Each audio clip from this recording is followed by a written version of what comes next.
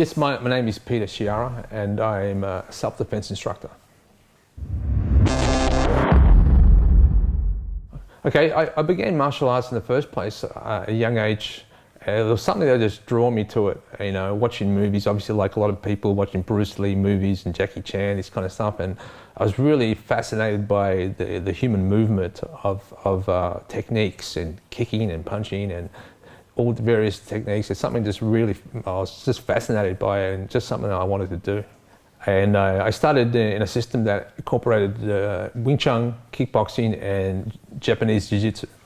So I was really introduced to integrating a lot of systems right from the start, and I really developed a strong passion for fighting. And I was always had the mindset that what I'm learning, I wanted to be able to do it in the street if I ever needed to. So that was always the thing I had behind my training. I think that a lot of the stuff that I did at the time, I really thought it would work, and until I started actually working in security. I spent a bit of time working in the nightclub sort of scene for maybe 10 years, and a lot of incidents happened, and then you just realize a lot of stuff that you learned in this traditional stuff just doesn't work. And that's what really got me curious about doing techniques that actually work. Well, I think there was an incident when I was a bit younger, and when I was doing the Wing Chun, and I was really sort of into the Wing Chun, and I thought that was the best stuff ever. And I had a friend who was a bit older, who was a boxer. His dad taught him how to box, and he took me to his home, and he had a full garage set up with the gloves and stuff.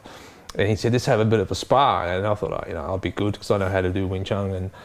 And so I went up to my sort of traditional Wing Chun stuff, and he just sort of hit me, left, right, and center. He was hitting him with punches that I'd never seen before, because you never see these sort of punches in training.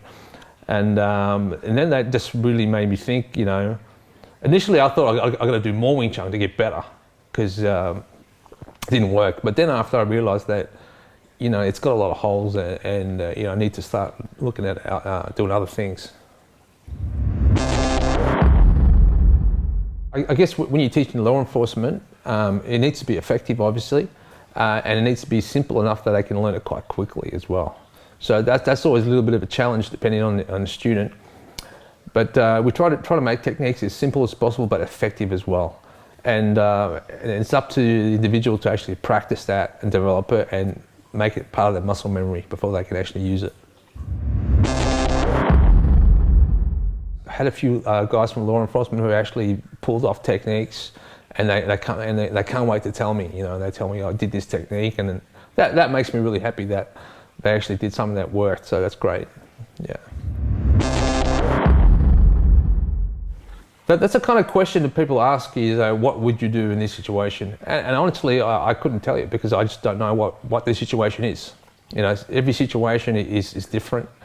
I just don't know what would happen. I can't give you, I would do this, A, B, C, D, because you just don't know. In a fight, it's chaos. And in a chaotic fight, anything can happen. So I really have to be in that situation to tell you what I did.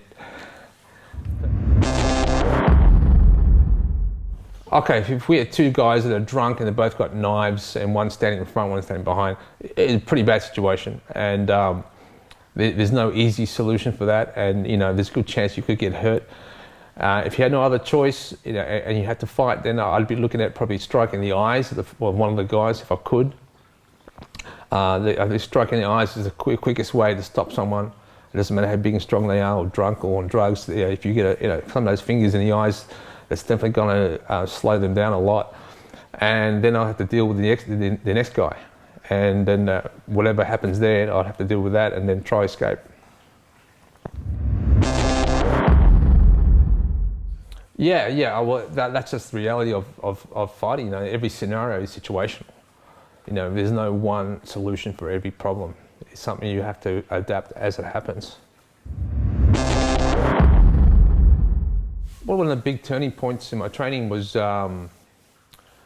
I think discovering a lot of these systems, especially the system with Hock Hochheim, you know, how the way it was integrated with all the other systems. Because I had trained different systems, but they were always kind of separate, and I never really sort of put them together. And the close quarter combat system that I trained at really put it all together, and that really made me improve a lot.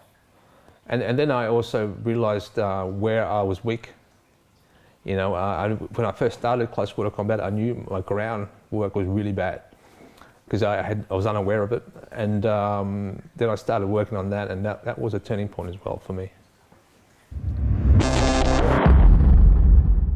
There is some aspects of that because sometimes you need to use that with the chokes and that kind of stuff. But a lot of our ground is survival. So it's about trying to get back to your feet, knowing enough to get you out of a bad situation, and using striking rather than becoming a pure grappler. Because unfortunately, you know, if you're grappling too much on the ground, you're putting yourself in a bad situation where, you know, the second or third attacker can come in and get you. So a main goal in street self-defense is, you know how to grapple, but don't become a grappler. Do enough that's you're gonna be able to get back to your feet quickly and survive.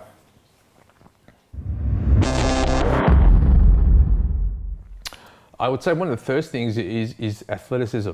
You know, the better athlete you can be, if you can be strong, quick, fast, flexible, fit, they're all going to make you a better fighter. So I think a lot of people neglect that, and you know, being a better athlete is really going to make you a better fighter. But that's just part of it. Another key point is obviously, you know, being able to turn on that aggressive side of you when you need to. So, you know, you might be a sort of quiet person who doesn't get aggressive, but if you need to, you've got to be able to turn that on. Some people are born with that, some people aren't, but it can be developed.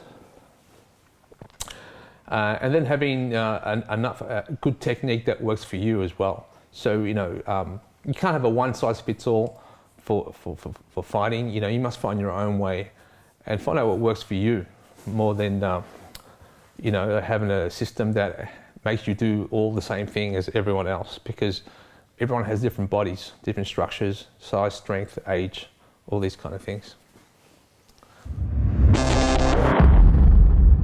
Well, I do change techniques a little bit because obviously I have a different structure and I have different abilities or attributes than people. So through experimentation and just repetition and training, I come up with my own ways of doing things as well.